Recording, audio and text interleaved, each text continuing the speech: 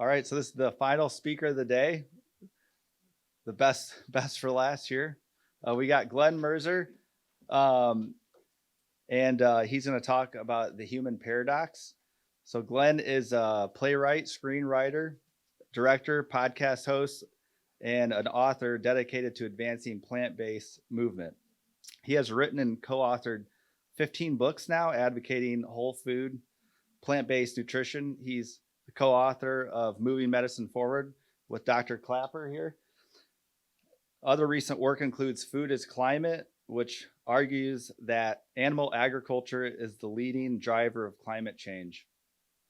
He is also the author of Own Your Health, a nutrition-focused book told through compelling personal stories.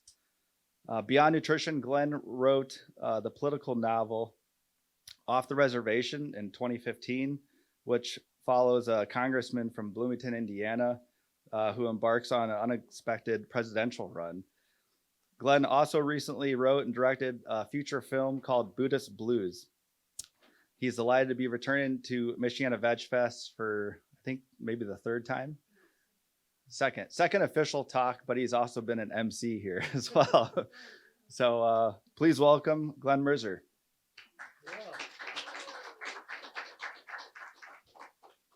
Thank you, Tyler. The last time Tyler introduced me was at a cafe. He introduced me to some friends when we were here screening the movie Buddhist Blues in November. And Tyler said very proudly, "This is my friend Glen, who's written books like Own Your Health and Food is Climate, but more importantly, he has co-authored books with a lot of people who are a lot smarter than he is." And this is the latest example. Moving medicine forward with someone who's a lot smarter than I am. All right. So we're going to talk today about the human paradox, and we start with the French paradox, which has been widely debated for the last couple of decades. Why is it that the French, who eat so much saturated fat in meat and cheese, have significantly less heart disease than Americans? The most common theory is that the antioxidants in red wine, particularly resveratrol, explain the French paradox. The theory goes that these antioxidants reduce the plaque buildup and LDL cholesterol oxidation, leading to fewer heart attacks. The theory is somewhat dubious, though, because it's doubtful that there's enough resveratrol in red wine to make up for all the saturated fat and cholesterol in meat and cheese. Hold on for a second.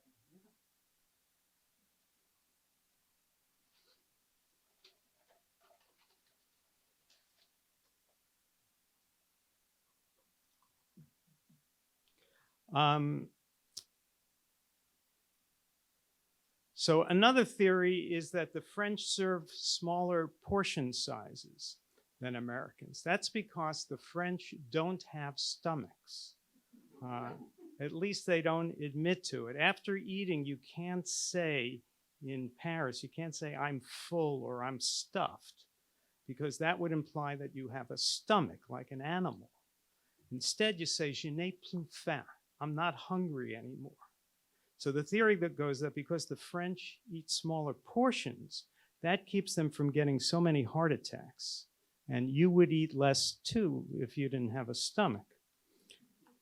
The French also walk a lot.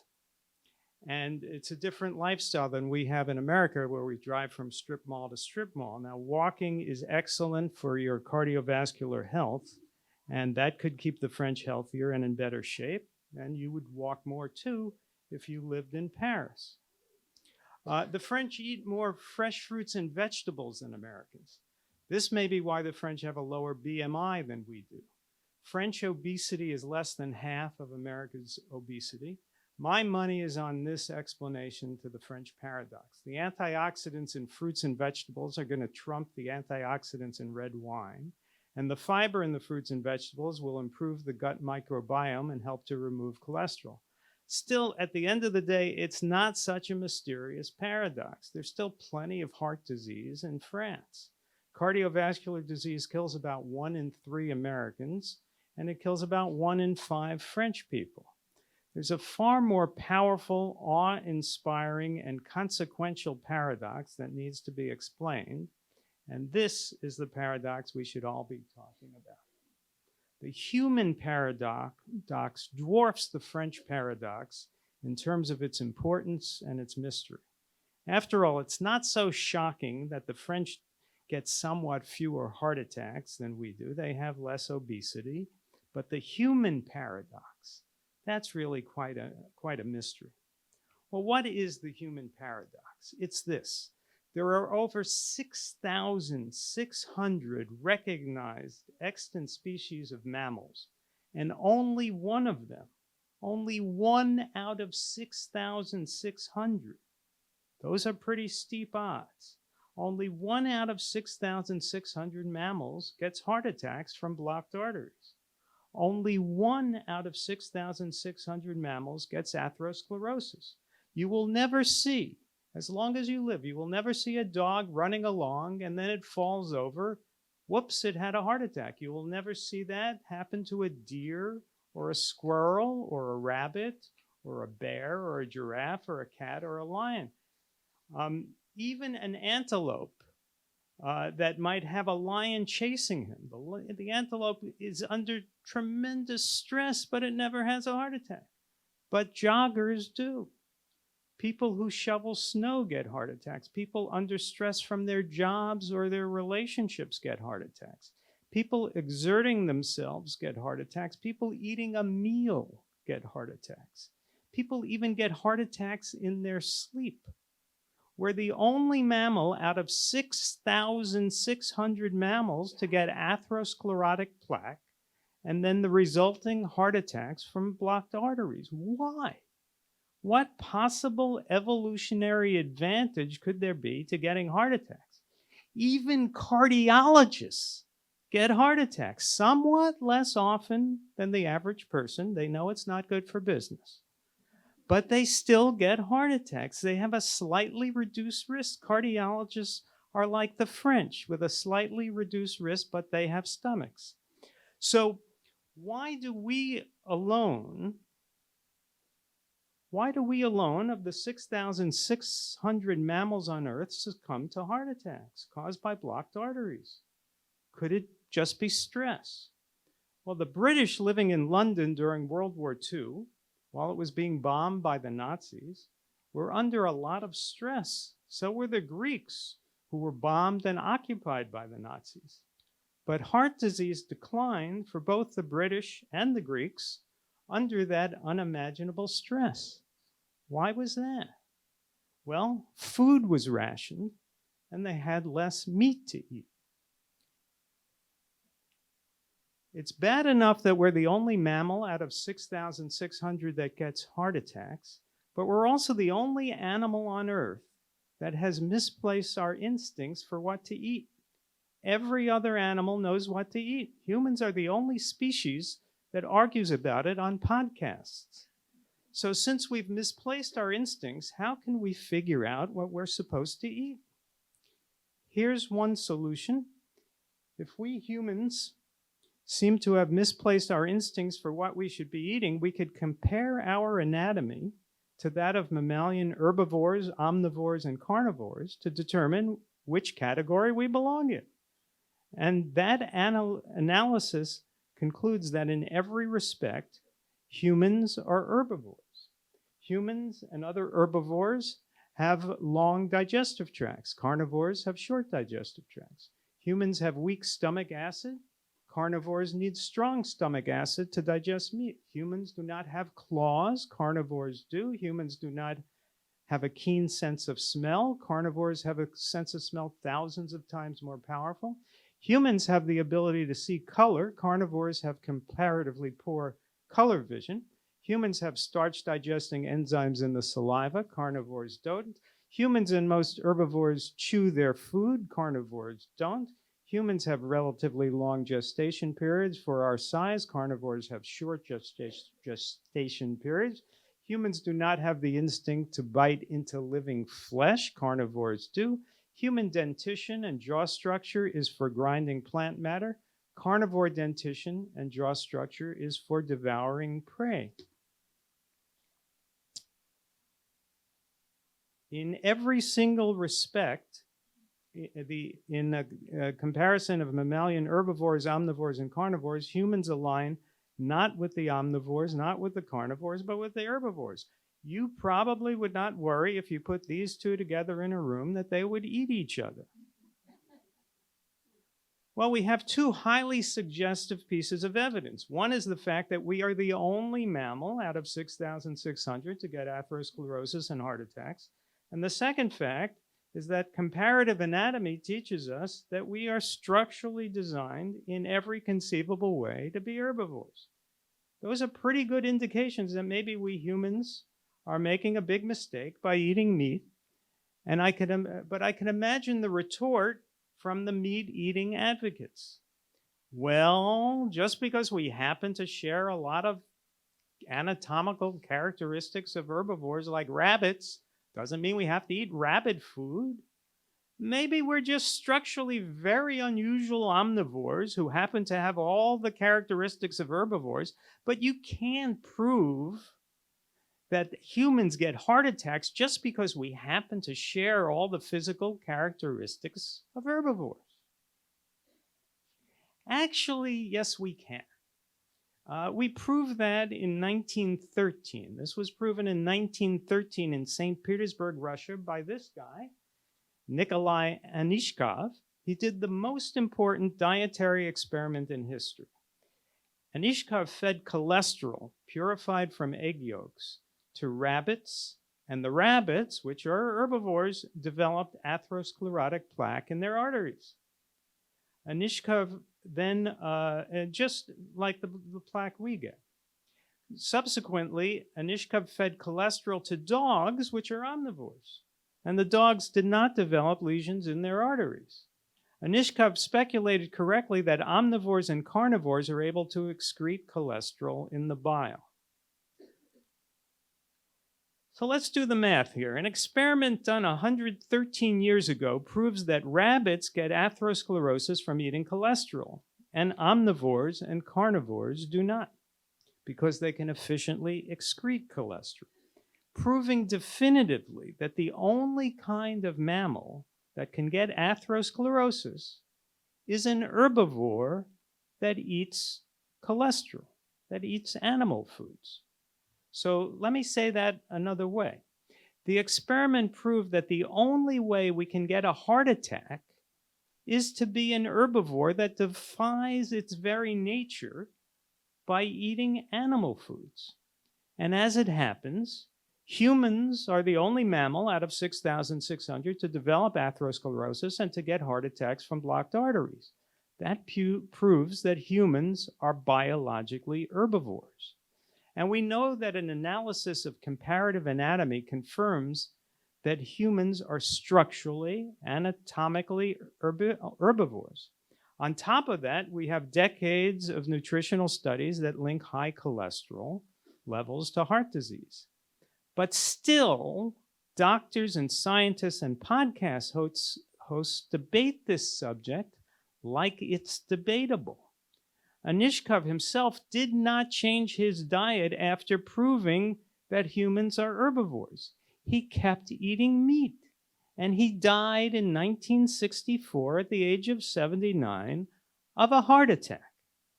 Why is this so hard for some people to understand? Why is it so hard for some people to change their eating habits?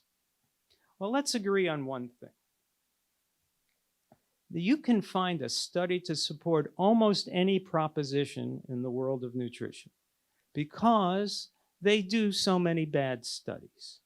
There's a lot of money in research, and studies are done that are designed to create confusion. Maybe there's an incentive for research scientists to create confusion because that enables them to get more grants to do more studies. Now, self-reporting is how most nutritional studies are done. People go home, eat whatever they want to eat, and once a week or so try to remember what they ate or fill out a food diary or questionnaire. Proving my point that researchers like to create work for themselves, there was actually a study done of self-reporting studies. And it found, quote, a strong and consistent underreporting of energy intake, and that, quote, not all foods are underreported equally. Again, even though most studies show health advantages to the vegan diet, it's probably not worth your time to debate studies. Instead, let's analyze diet. These are the 5 macronutrients. Some lists don't include water and fiber as macronutrients. That's just a matter of definition. But since you need all 5 of these things to live, water, fiber, carbohydrate, fat, and protein, we're going to list all 5 as macronutrients.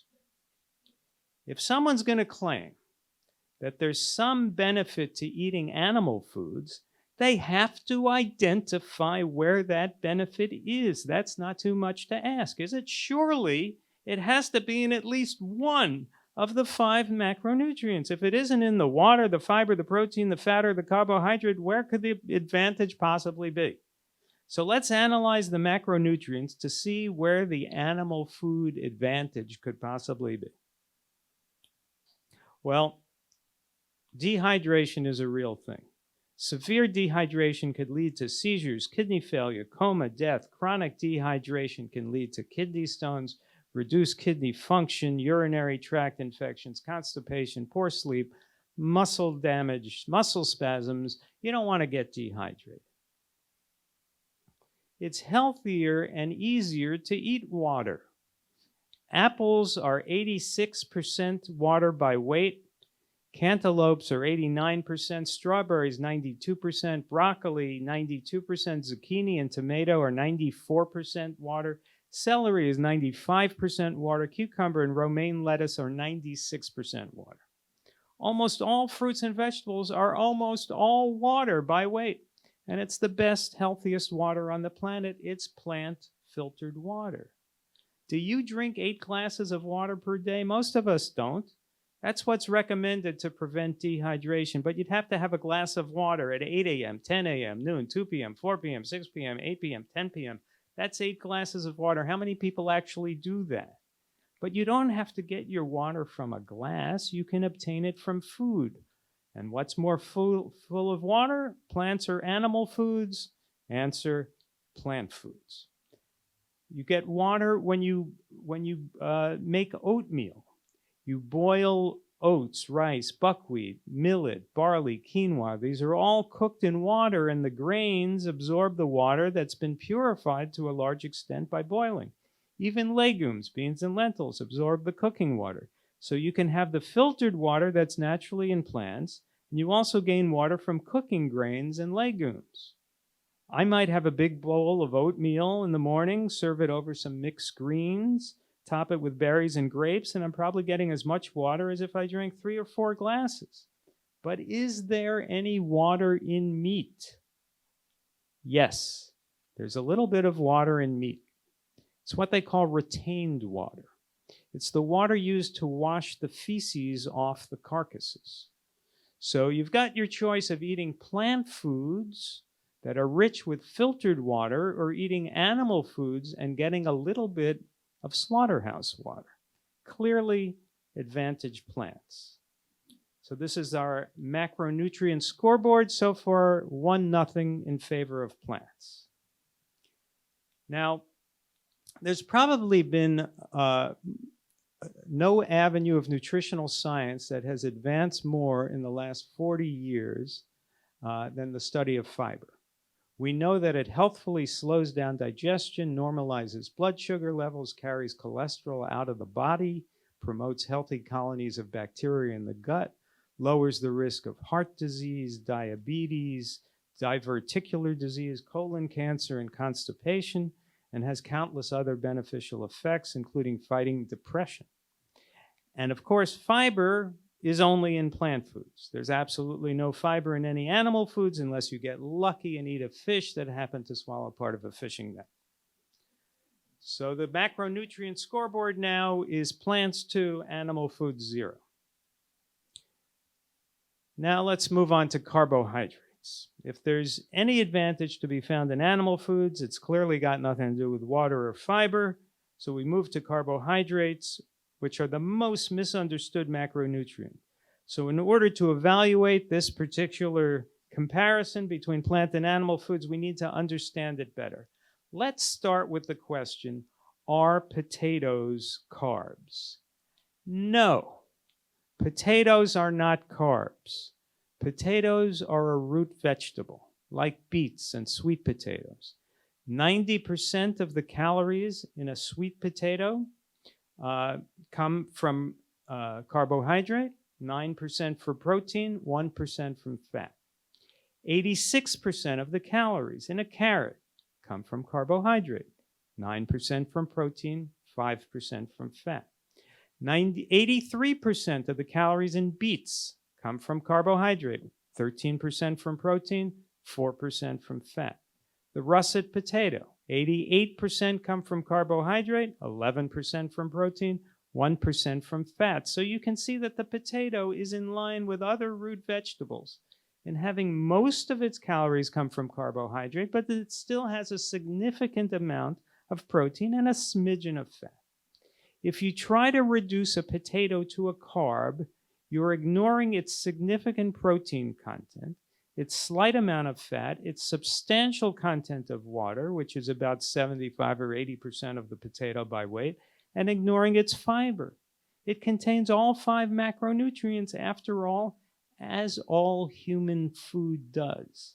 And you're ignoring the vitamins and minerals it contains, B vitamins, vitamin C, calcium, iron, magnesium, phosphorus, potassium, sodium. So it's not a carb, it's a whole food. Here's why the potato is a great weight loss food. Even though potatoes are very filling, there's actually less than 1 calorie per gram of potato. Now, how can that be?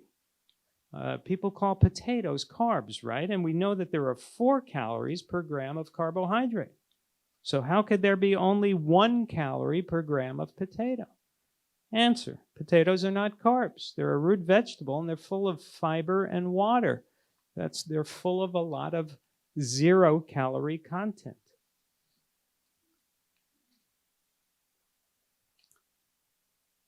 We have to stop calling potatoes carbs. That's a destructive myth. The only foods that should be identified with single macronutrients are the ones I've listed here. All oils and butter are fat. They're 100% fat. So it's accurate to refer to them as fat. Sugar in all its forms is 100% carbohydrate, whether it's white sugar, brown sugar, agave nectar, coconut sugar, it's carbohydrate. And egg whites are almost purely protein, so it's fair to call egg whites protein. How about bread? Is bread a carb? Ezekiel sprouted grain bread made with sprouted wheat, filtered water, sprouted barley, sprouted millet, sprouted lentils, sprouted soybeans, sprouted spelt, yeast, gluten, and sesame seeds is 80 calories per slice, and it's 25% protein with 1 gram of fat. It's about 70% carbohydrate, so it's not a carb. It's a processed food, but as breads go, it's a pretty healthy one with a range of nutrients. Is pasta a carb? I've got some red lentil penne at home made from red lentil flour and brown rice flour in a 3.5-ounce serving. It's got 22 grams of protein. It's teeming with protein. It's not a carb. How about regular old semolina wheat pasta? A package of 100% semolina spaghetti says that a 2-ounce serving, a 2-ounce serving has 6 grams of protein. And I don't know about you, but when I eat spaghetti, I eat more than 2 ounces. So there's plenty of protein in pasta. It's not a carb. Again, pasta is a processed food, not as healthy as a sweet potato, but it's not a carb. If you're going to claim that there's anything wrong with carbohydrate, you have to claim that there's something wrong with all vegetables and almost all fruits. We know that these are the healthiest foods on the planet, rich in fiber and antioxidants and vitamins and minerals. And yes, they're also high in carbohydrate. People never say that they're avoiding broccoli because they're trying to lose weight, but they do say that they're avoiding carbs because they're trying to lose weight. It makes no sense. So why do people associate carbohydrate with being fattening? For one thing, because sugar which is truly carbohydrate, is terribly fattening. There are 1,775 calories in a pound of sugar, which is truly a carb. So there are 350 to 400 calories in a pound of potatoes, which is a root vegetable, not a carb. So yes, carbs are fattening if you're eating pure sugar or maple syrup. But don't mislabel potatoes as carbs and then claim they're fattening. The magician Penn Jillette lost 100 pounds on a diet of nothing but potatoes. Plants are what provide you with carbohydrates. Just as there is no fiber in meat, there's no carbohydrate in meat. So once again, we have a no-brainer macronutrient category. When it comes to carbohydrates, which are indispensable to life, plants provide healthy carbohydrate, and flesh foods provide no carbohydrate at all. So clearly, plants are superior to animal foods when it comes to macronutrient number 3, carbohydrate. Here's the macronutrient scorecard, 3-0 in favor of plants. Which brings us to fat. The advocates of the paleo diet and the keto diet want to try to convince you that fat doesn't make you fat. Okay, what does? Broccoli, cauliflower, brown rice, apples? The argument is so preposterous that it's hard to take seriously.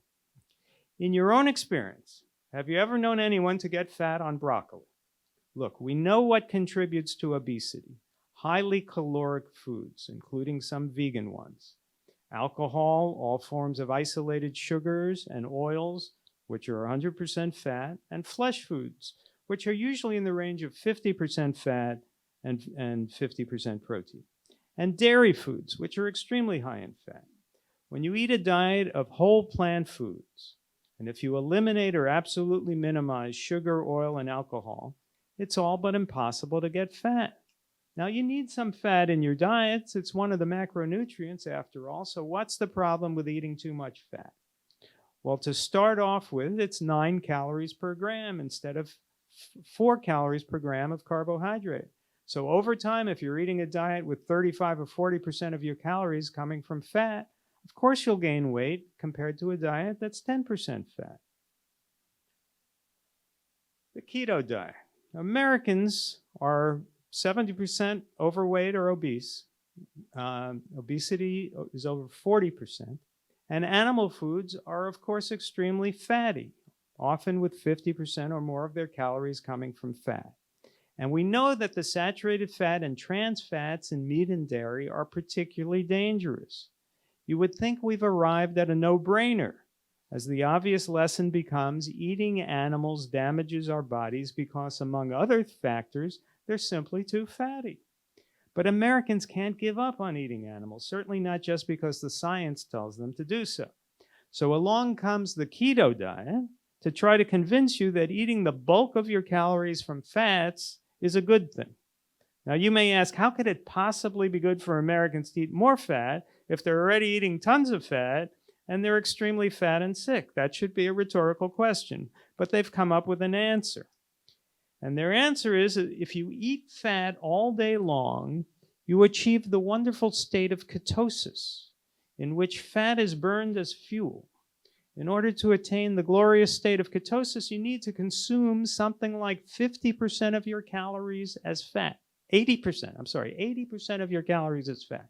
80%. If you eat roast beef, it's not fatty enough, you have to put some butter on it. Now, I'm sure that some people have lost weight on a keto diet somehow, but what is the logic of saying that you should risk all kinds of known health risks in order to allegedly lose weight, when you can clearly lose weight on a healthy whole foods diet of plants and only plants? The healthiest fats you can find are in flax seeds, chia seeds, hemp seeds, avocados, and walnuts, plant foods that are all high in omega-3 fatty acids. The proportion of fat is excessive and dangerous in animal foods. And animal foods include deadly trans fats, while most plant foods are low fat. So fat is a slam dunk. You're far better off getting your fat in the right amount from plants. Here's the macronutrient scoreboard, and the score is now plants 4, animals nothing. Well, you know what the waiters ask. What's your choice of protein? Chicken, pork, beef, or fish? Well, this begs the question, is meat a protein? No, meat is not a protein. Don't let them con you. It's a marketing ploy. Meat is roughly half protein and half fat. So we could just as well call it a fad, but restaurants won't sell as many steaks if your waiter says, "What's your choice of saturated fat and cholesterol?"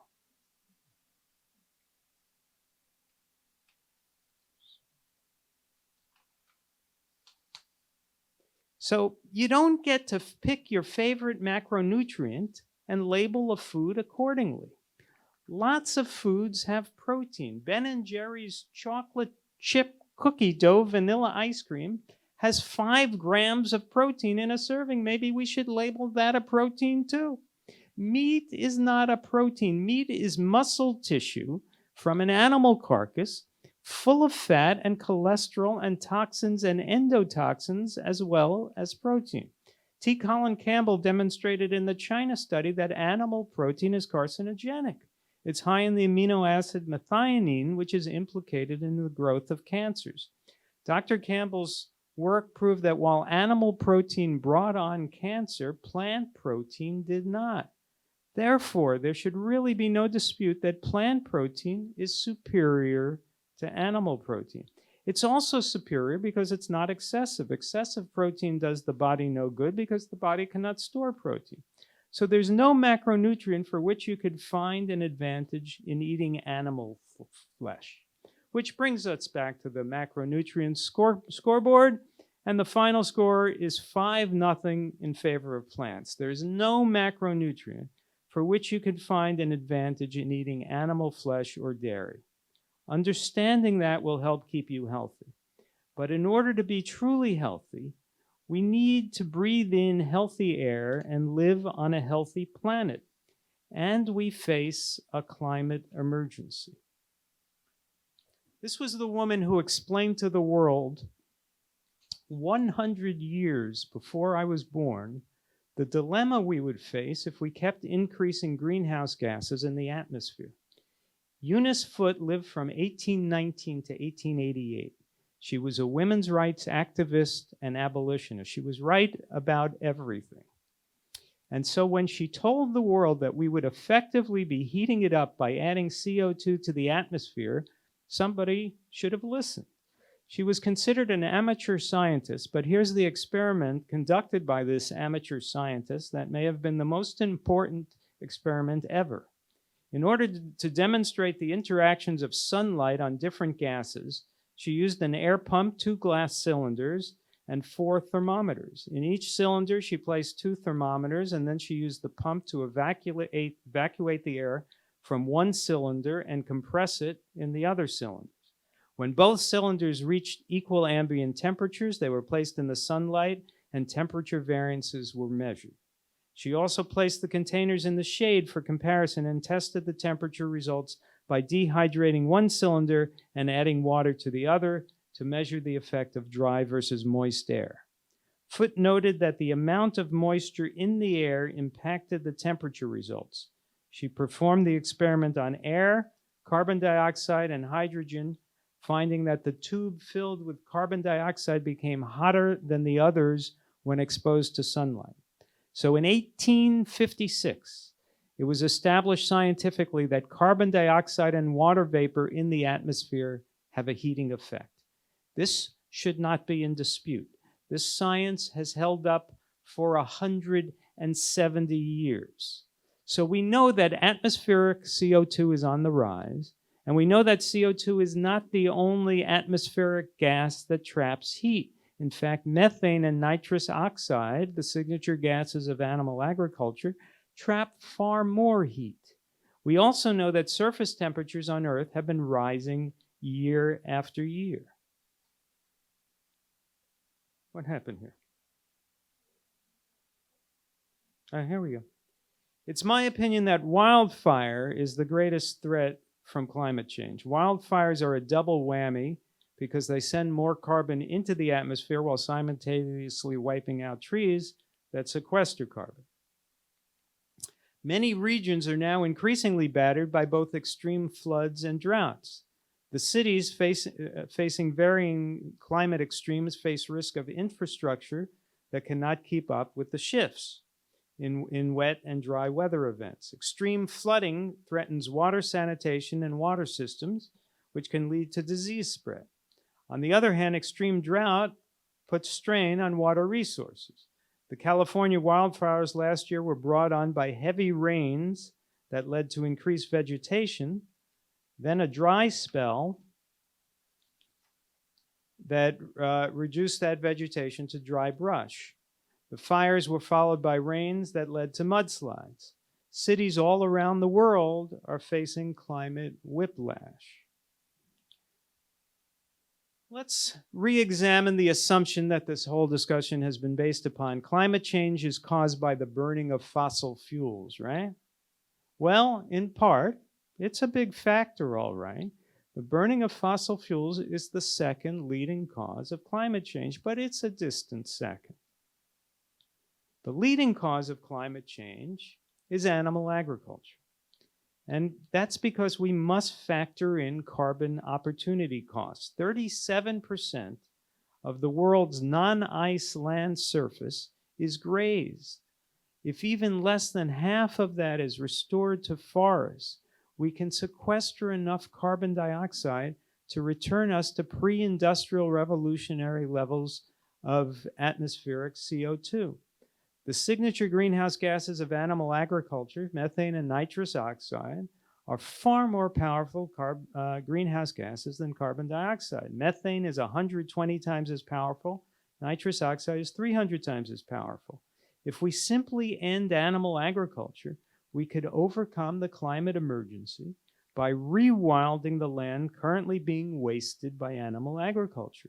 Again, that's 37% of the non-ice land surface of the Earth. It's almost half of the continental United States.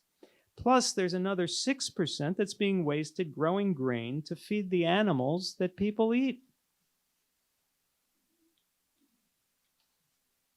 Here's a list of the prolific destruction brought on by animal agriculture. You have deforestation, when fires are set to clear forests for grazing.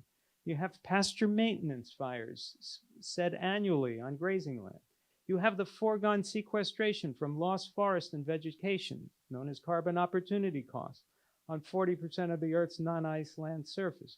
You have foregone sequestration from oceans deadened by industrial fishing and agricultural runoff. You have soil destruction from lost vegetation. You have animal respiration. You have ruminant belching of methane called enteric fermentation. You have methane and nitrous oxide generated from animal waste. You have nitrous oxide released by nitrogen fertilizers used to grow feed for animals. You have all greenhouse gases derived from energy inputs to grow and transport feed for animals and to transport the animals and then their carcasses. You have all greenhouse gases derived from energy inputs to rape the oceans with industrial fishing vessels. And you have the greater refrigeration and cooking generally required of the animal as opposed to plant foods. So the burning of fossil fuels provides some social goods. Let's compare the social goods. The burning of fossil fuels provides transportation, heating, energy generation, the warming of homes, fuel for cooking, virtually all manufactured goods. That's a lot of social goods. I'm not an apologist for the fossil fuel industry, but you've got to admit that we all benefit every day from the burning of fossil fuels. How about animals? Animal agriculture. Raising and eating animals provides what? It provides obesity, heart disease, cancer, diabetes, autoimmune diseases, food poisoning, pandemics, noxious lagoons of manure, prolific waste of water and grain, climate warming, and less food, because you have to feed 10 pounds of food to the animals to get 1 pound out of it. It actually provides hunger. Why would we destroy our planet for those outcomes? So given the fact that we are presumably the most intelligent animal ever to live, yet don't know what to eat, given the fact that we are the only mammal to suffer atherosclerosis and heart attacks from blocked arteries, given the fact that we align with herbivores in every respect, in any comparison of anatomy of mammalian carnivores, omnivores, and herbivores, given the fact that plant foods crush animal foods in any analysis of the 5 macronutrients that we need to live, given the fact that animal agriculture is the most ecologically destructive force on the planet, given the fact that the science that proves us to be killing ourselves with meat was established in 1913, and the science that proves that we are warming the planet with the same greenhouse gases that animal agriculture creates goes back to 1856, why can't we all just agree to finally stop the foolishness of eating animal foods? How can a species this intelligent be this foolish? That is the real human paradox. And the best way we can all promote the vegan diet is to eat the healthiest whole plant food diet we can, become as fit as we can, and ask our meat-eating friends why they think that humans are the only mammals out of 6,600 species to get heart attacks. That's as good a way as any to start the conversation. Okay, before I conclude, I want to acknowledge that I may have misled you on one point. I said that humans have misplaced our instinct for what to eat. I'm not sure that's true. Take a good look. Which of these do you want to bite into? There you go. I knew you'd get that right. So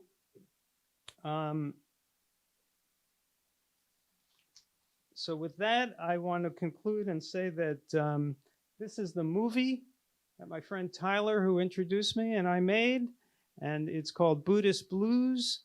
I want to ask you for a couple of favors. Please, some of you may have received this blue slip that was put in the bags, but I've got a few more I can give to you. But it tells you to go to the website, buddhistblues.com, where you can sign up to be on the mailing list to be alerted for when the movie is released. And you could watch the trailer. And finally, please pick up please pick up a copy of Moving Medicine Forward. Dr. Klaper will sign it for you. And you could always contact me at glenmerzer.com. And you can subscribe also to my podcast. I have a podcast. I was going to call it Own Your Health, but there was already 5 podcasts called Own Your Health. So I called it The Glen Merzer Show. This is really my whole interest in longevity really stems from the podcast, because my goal is to have 1 million subscribers. And so far I have 2,000. And I'm gaining subscribers at a rate of 1,000 per year. So hence my interest in longevity. So thank you. Please pick up a copy of Moving Medicine Forward from Dr. Klaper, and thank you.